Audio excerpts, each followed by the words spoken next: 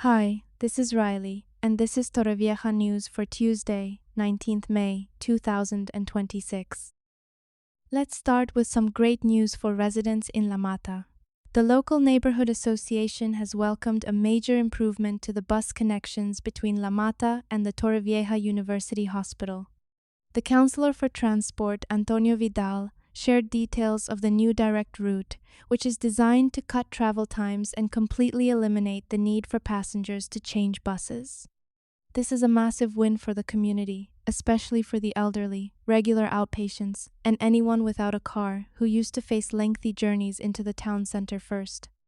Even better, the new route will bypass traffic hotspots by entering the city via Avenida Cortés Valencianas to avoid the usual congestion on the N332.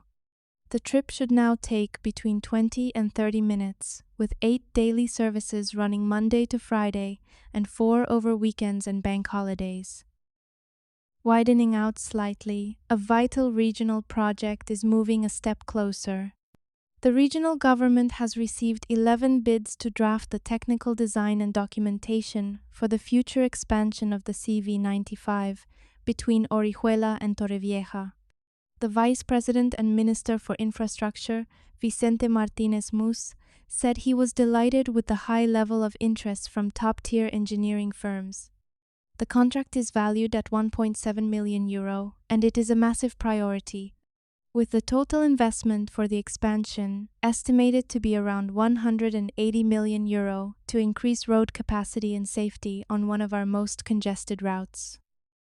Further across the province in Elche, a long-standing urban development project is finally getting underway.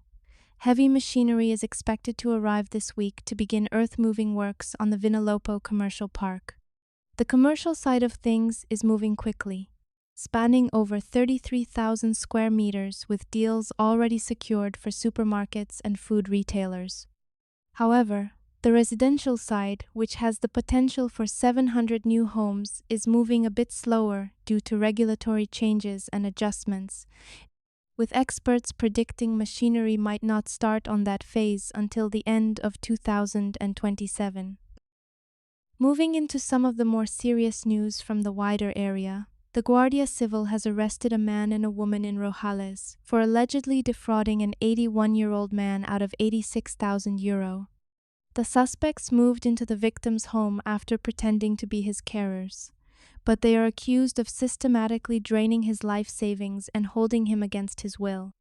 The alarm was raised when a concerned neighbor contacted police after the elderly man managed to escape while his captors were asleep. By the time officers intervened, the victim was left with just €270 in his account. The pair have now been charged with fraud and illegal detention. A man is facing a potential 5-year prison sentence after a shocking dispute over a parking space at Alicante port.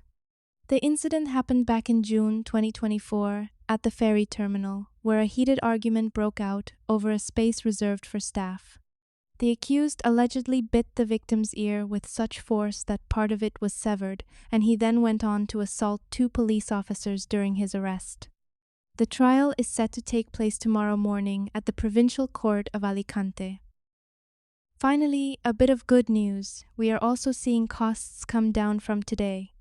The maximum retail price of a standard butane cylinder has dropped by 5.87%.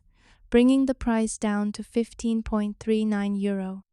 It is a reduction driven by a drop in IVA to 10% and the temporary suspension of the hydrocarbon tax.